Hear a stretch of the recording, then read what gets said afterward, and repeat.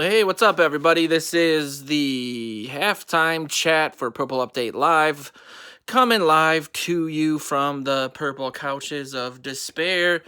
I'm just kidding. Ugh.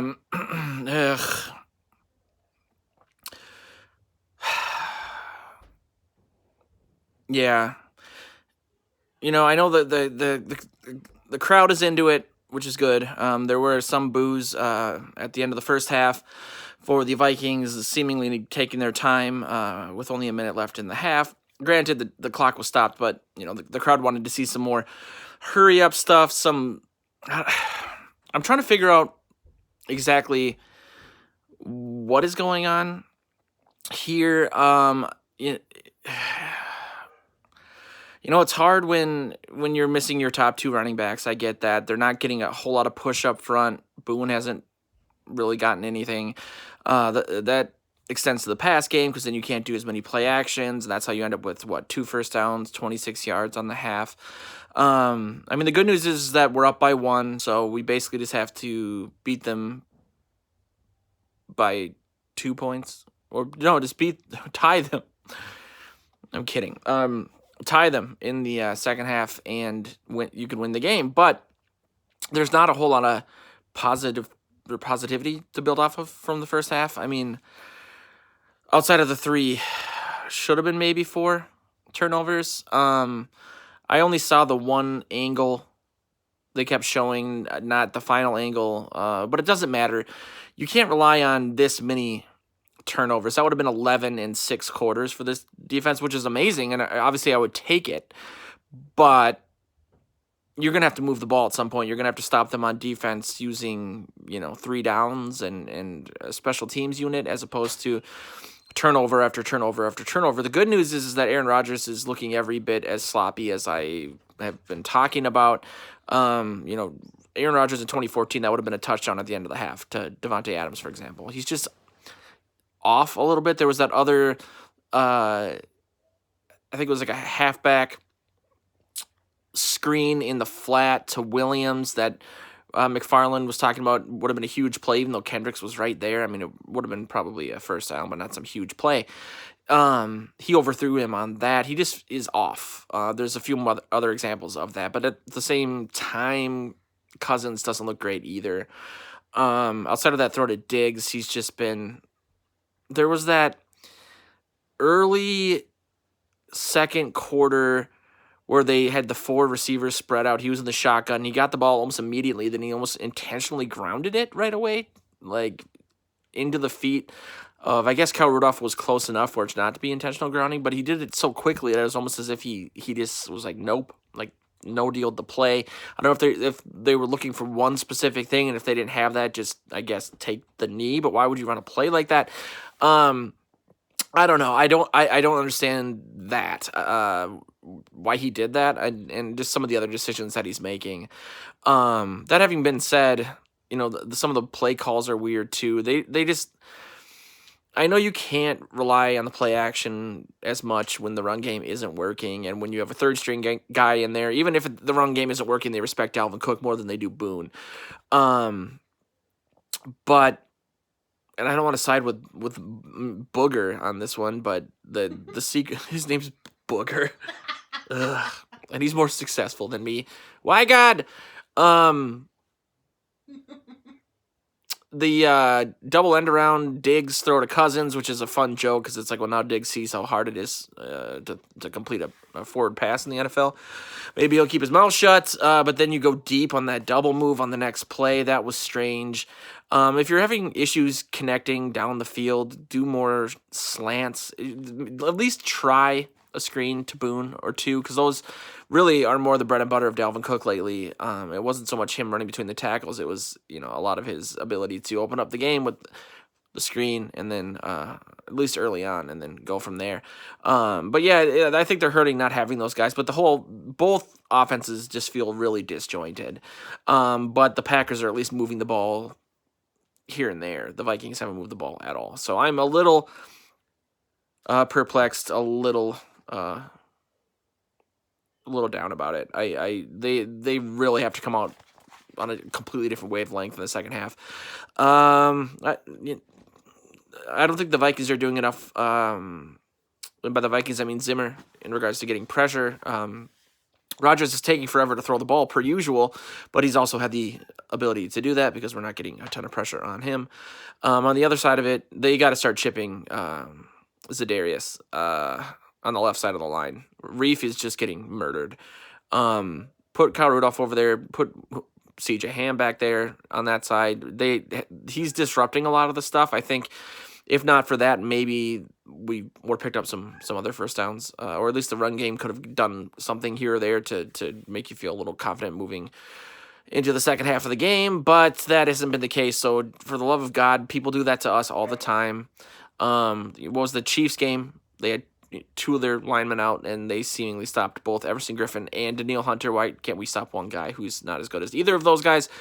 I don't know. I was happy Diggs caught that touchdown because, as we talked in the pregame, I think that was Tang's topic. Do not drop any balls, please, Diggs.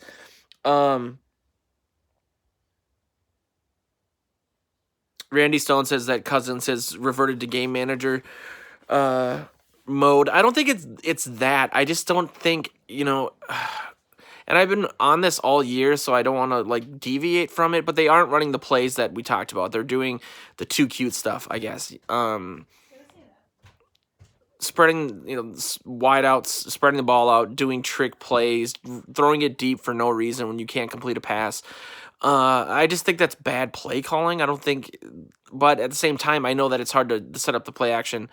Again, when you're not running the ball or the defense doesn't take you seriously when you're showing that you're going to run the ball, because they're just going to stop you with their front 8, front 7 anyway, so why would we bite on that? That having been said, again, we have, even if it doesn't necessarily open things up more for you, I feel that in Diggs and Rudolph and Thielen being back, even if he's a little rusty, those guys are good enough to still make the play work. It doesn't necessarily need to work on a level of, oh, we caught the linebackers biting or whatever.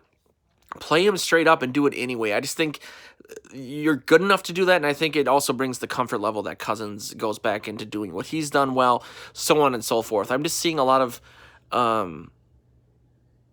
Seahawksian type play calls that I don't like too much. But this team has been built on screens, taking advantage on the ground, and play action, and they're not doing 2 of those 3. They're not doing any of those things, but they're at least trying to run the ball here and there. And so it's very disconcerting. I don't know. I just wish Kubiak would come over and I don't know who's calling what plays. I have an inkling, but go back to, if it's not working with the receivers, start getting Rudolph involved, start getting Irv Smith involved. I don't know why you draft a guy 2nd overall and you have the best tight end guy in the history of the NFL, and we've heard his name sparingly. Christ. I want to shout out Treadwell again. That might have been Treadwell's most impactful play as a Viking, breaking up that interception. That would have been horrible. That could have swung the whole game right there. But they just have to be better, and the only way I can think of them being better is to go back what they've been good at, even though they don't have Dalvin Cook, even though they don't have Alexander Madison. I think when we saw Boone in the second half last week, we were running more Dalvin Cookian plays at the time, and the defense, obviously we were up by a lot also, so that helps. But just play them straight up and beat them at what you're good at. If we lose this game and it's because we're doing a lot of spread and crap, I'm just gonna not be dejected. I'll be worried about the playoffs in general because we don't know how healthy or unhealthy Cook is going to be. Kendrick's left the game. Thielen's got some rust to rub off. Not to say that it's on him on that call where he thought he had to play action, because that was a really, really, really hard pass for anyone to catch. But he catches those all the time, so I'm sure he's frustrated in that regard. But you have to just say, like I said before the show, next man up. Let's see what we can do. It just doesn't seem like that's been the case. They are doing what they always do, which is getting too damn cute and deviating from what has been successful against lesser opponents. And it's a nationally televised game against a good opponent in the NFC, and so they're outthinking themselves, I'm sure. I just can't. Yeah. It's extremely disappointing. I mean, it's just an ugly half of football. I know there's so much on the line, and they're trying to gussy it up in the booth, but it's just an ugly half of football.